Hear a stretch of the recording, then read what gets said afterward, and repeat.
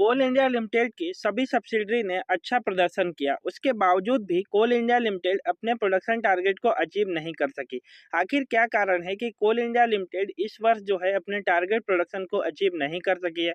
दोस्तों, हम जानते हैं कि कोल इंडिया लिमिटेड भारत ही नहीं बल्कि पूरी दुनिया की सबसे बड़ी कोल उत्पादन करने वाली कंपनी है, जो पूरी दुनिया में सबसे ज्यादा कोयले का प्रोडक्शन करती है। इस वर्ष जो है कोल इंडिया लिमिटेड को 780 मिलियन टन कोल प्रोडक्शन का टारगेट दिया गया था। पिछले वर्ष जो है 703 मिलियन टन कोल प्रोडक्शन करके कोल इंडिया लिमिटेड ने अपने एक माइलस्टोन को अचीव किया।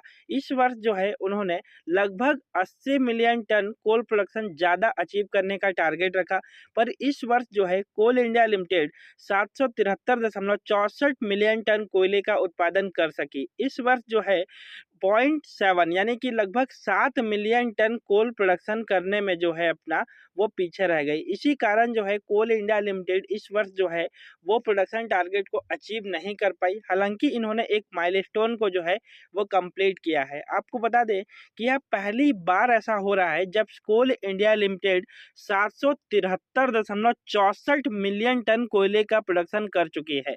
जब कोल इंडिया लिमिटेड की स्थापना हुई थी उस वर्ष जो है लगभग 70-71 मिलियन टन कोयले का प्रोडक्शन होता था हर साल। आज आप देख सकते हैं कि कोल इंडिया लिमिटेड जो है 773.64 मिलियन टन कोयले का प्रोडक्शन कर गई है। इस वर्ष जो टारगेट था वो था लगभग 780.24 मिलियन टन का, जिसको अचीव नहीं कर पाई है। हालांकि जो है कोल इंडिया लिमिटेड ने एक अच्छा प्रोडक्शन किया है। आइए बात करते हैं कि कोल इंडिया लिमिटेड का जो प्रोडक्शन टारगेट है उसके साथ एक टारगेट मिलता है कोल डिस्पैच का। तो उन्होंने कोल को डिस्पैच कितना किया है, तो कोल डिस्पैच का जो टारगेट था वो भी 780.24 मिलियन टन था।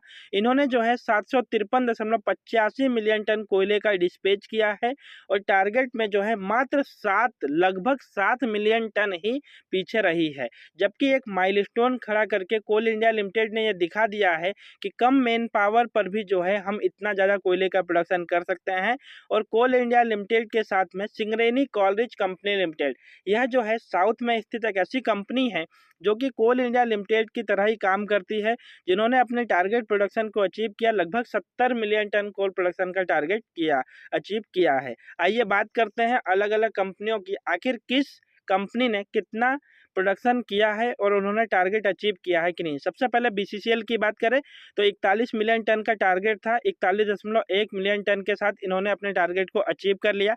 नेक्स्ट है सीसीएल, जिसको 84 मिलियन टन का प्रोडक्शन टारगेट मिला था। 86.05 मिलियन टन के साथ यह सेकेंड नंबर पर रही, जिन्होंने अपने प्रोडक्शन टारगेट को अचीव किया। नेक्स्ट मिला था अपना ईसीएल को 51 मिलियन टन का, जो कि अचीव नहीं कर पाई। 47.56 जो है मिलियन टन इनका रहा। एमसीएल 204.00 था, 206.1 मिलियन टन के साथ अचीव कर ली। एनसीएल, इनको टारगेट था 135 मिलियन टन का, इन्होंने प्रोडक्शन किया 136.14 मिलियन टन। एसईसीएल का टारगेट था 197 मिलियन टन का, इन्होंने अचीव किया 187.38 मिलियन टन।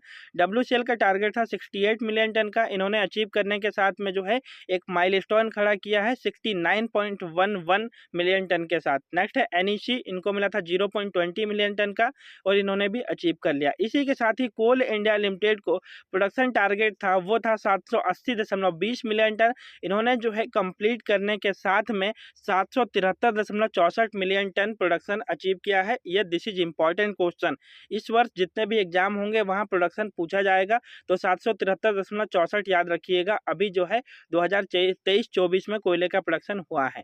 इसी के साथ ही आप लोगों को बता दें कि अगर कोई भी स्टूडेंट जो माइनिंग एग्जाम की तैयारी कर रहा है तो हमसे कांटेक्ट जरूर करें।